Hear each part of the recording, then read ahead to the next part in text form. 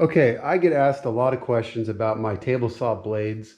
I thought I would go over some of the differences and some of the reasons why I choose certain blades. Now, if you've got cabinet shop and you're running, let's say, melamine all day long, a lot of times melamine is really tough to cut. So if you have melamine in your shop, you utilize that material, get a blade that is specifically made for melamine. And it will literally say on the blade that it is made for two-sided veneer, melamine, and fine cross-cutting. So if it says melamine on it, that's usually a good sign that it's going to do well with melamine, but it doesn't always mean that. Not every blade is going to be equal. Now, I've had really good luck with these particular brands of blades, but there's, I'm sure, many other out there that are very good. But this particular blade, in my opinion, for a melamine or a veneer, it's phenomenal. But what you're going to want to look at is the tooth pattern on it. If it's made for melamine, it's probably going to have a high alternate top bevel. What that means is essentially it's slicing through the veneers or the melamine on the sides, and it creates what looks like a V when you look at it as you're cutting it. It's really interesting how it looks, but it's literally slicing the outsides and the inside goes in. So it just looks like kind of like a V when you're cutting it. Now, this particular blade is 80 tooth, and I prefer a full kerf versus a thin kerf. If you have a underpowered table saw, a thin kerf blade might be phenomenal, and that might be the best bet for you. But a little tip, if you just keep your blades sharp and clean, most likely even an underpowered saw will do well with the full kerf. It's when you start getting dull blades or dirty blades that they start giving you trouble. Now, what's the difference between a full kerf and a thin kerf blade? The difference is minimal. This is a thin kerf blade, and it actually says it's 3/32 of an inch wide. That tells you that this blade is 1/32 of an inch narrower than a standard kerf, which is 1/8 of an inch or 4/32. The standard kerf blade, like this one, will have the ability to make the cuts without deflecting much better than a thin kerf blade. If you like a thin kerf blade for certain operations, like for me, I love this thin kerf glue line rip blade, but I'm sure the regular kerf would be nice as well. I just love the fact that it saves me material. And it seems like a little bit, but actually when you think about cutting a lot of woods, a lot of times I get down to the very end and I am literally cutting off the edge. And if I used a regular kerf blade, it would not work. So sometimes that little bit of material actually does help. Another great thing about thin kerf blades is they produce a lot less sawdust. So if you don't have a very powerful dust collection system, get a thin kerf blade, and it will help your sawdust removal tremendously. It's actually a big reducer of sawdust. So that's an issue as well. Now, this is what's called a triple chip grind blade.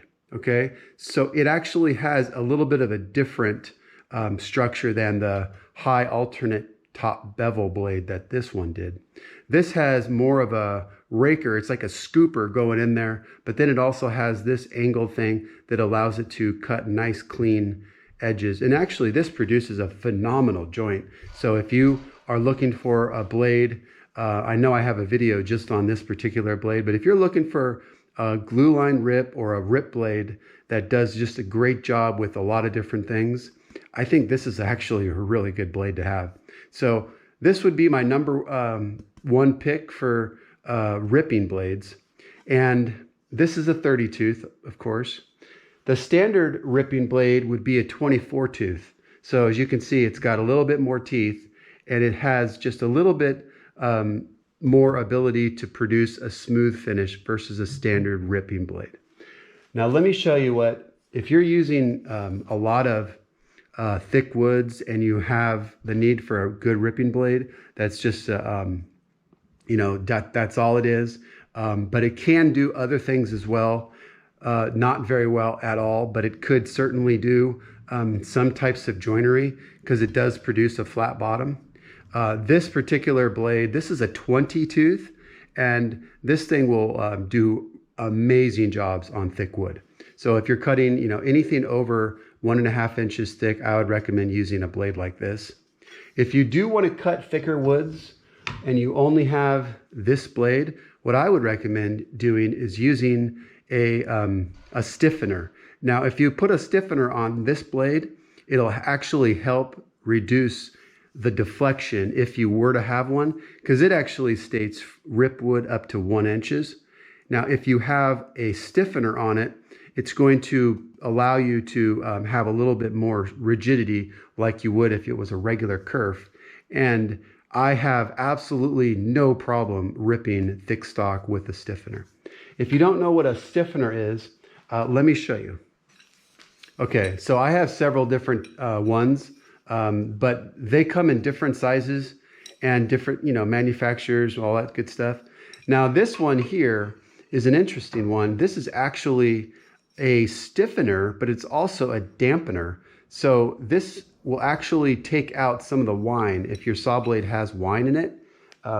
This is a very unique device. So if you have especially a thin kerf blade, but if your blade for some reason, when you start up your saw and you run it, you hear that high pitched like whining sound, throw one of these devices on there. And this is just, it pays for itself because your hearing actually will really thank you for this. And it's so simple. This particular one is almost 4 inches, so it's 3 7/8 diameter. And of course you can see it's, pretty thin. But if what you're looking for is a stiffener, this is the best way to go. This is going to give you a broader surface, so you're going to get much broader stiffening. Now, if you look at what's going to happen, if you use this particular stiffener with this blade, you're going to lose some of your cutting ability, right? Your ripping thick material is going to go down. So that's going to make that maximum about 2 inches. So instead of the normal 3 1/8, this is going to make it 2 inches only. Now, they make smaller ones as well. So if you have, this is a 6 inch, and I actually have a 5 inch as well. So by Forest. So if you want to have a taller ripping ability, then get the 5 inch. Like I said, though, these are phenomenal to use on thin kerf blades. Some blades actually require them, and they'll actually say use, stiffener, recommended to use stiffener. So just look around on the blades. They don't say that on these because these are good blades, but some of the less quality ones, they're going to be they're not going to be very stable under ripping conditions. Okay. All right. Now, of these blades, what would be my top blades if I said, all right, what could you have? You could have 1, 2, or 3 blades. What would be my choice? Well, it definitely wouldn't be one blade. There's not one blade that does it all. These blades are very good. This is considered a general purpose blade. This is a 40 tooth blade. And although these are really good and they're phenomenal, my feeling on these is that they don't do everything perfectly, right? This is not going to be your best friend when you cross-cut plywood or rip plywood for that matter. Some plywoods you might get away with, but some you may not get away with. So if you're cutting a lot of plywoods, sheet goods, unless you're cutting just straight like MDF or something, this would be a fine blade for that, no problem. But if you were doing that, I would definitely get a thin kerf blade. That will definitely help with the sawdust. But this is definitely a phenomenal blade, but it's just not going to be one that I would say is a do-all blade, although it's general purpose. The thing about general purpose, titles on blades is that it's like the jack of all trades, master of none, right? That's what they are. They don't master anything. So don't get the general purpose thinking that's all you're going to have to get. If you really want to get into woodworking and you care about your product, you're going to want more than one blade. This is a 50 tooth. So this is going to be a little bit better than the 40 tooth for certain cross-cutting operations, but it's still not going to be very good for a lot of different things, right? It's not going to be a good ripping blade. So if you use this for a ripping blade, this isn't going to give you good results. This isn't going to give you great results for cross-cutting either. So it's like, is it good? Is it not good? I mean, I don't know. It's really dependent on what your material is. If you're using MDF, this would be a fine blade. But again, if you're mixing with a lot of solid woods, a lot of plywoods, my guess is you probably don't want to get just this blade. So again, it really comes down to what you're building. Get a ripping blade and get an 80 tooth cross-cutting blade. That's it. You really don't need anything else other than a stacked dado set. In my opinion, you just don't. You don't need a 50 tooth general purpose. You don't need a 40 tooth general purpose. Those are nice to add to collections if you find down the road, maybe you want to try them and see how they do. But I have a bunch of these blades. I have a bunch of I have a bunch of a lot of different blades. And the ones I go to all the time are my 80 tooth and my glue line rip. So if that tells you anything, I mean, this blade here never gets touched. These blades here, I'm gonna be straight up, I don't use them much. I don't at all. I mean, it's just, the only one that I will pick up, of course, is this guy when I'm ripping, heavy stuff and I just want to just plow. This is a phenomenal blade. So that's, but this isn't going to produce the same results as this on actual, good material. You're never going to want to touch plywood with this one, whereas this actually can cut plywood remarkably well, ripping it primarily. But sometimes you can actually cross-cut plywood and get decent results with this. It's unbelievable. And in some cases, I've actually gotten better results ripping and cross-cutting plywood than some 80 tooth blades with this thin kerf glue line rip. Can you believe this? I can't sometimes. It shocks me. But if you're actually going for the ultimate cut in your different materials, then you have to get at least 2 different blades. Get the glue line rip 30 tooth by Freud. There are other brands, I'm sure are good. Get the industrial by Freud. This is just, I have a link on it and you're going to just, this will blow you away. All different manufacturers for your 80 tooth. This happens to be one of the blades that's probably the most expensive 80 tooth on the market. And it's right now, I don't even think you can find it. So I'm not even going to, this is a 10 inch. You can find maybe the 12s or 14s, but finding a 10 inch Duraline high alternate top bevel right now, I don't think you can right now. And if you can, it's over $200. So I think in the realistic case is I would not get the Forest 80 tooth Duraline. I would get the Freud Industrial Ultimate 80 tooth for plywoods. That's what I would get. The Freud Industrial 80 tooth blade is actually it's a ridiculously good blade. And it's actually what I've used on lots of miter saws, and I use it on my DeWalt, the 12 inch.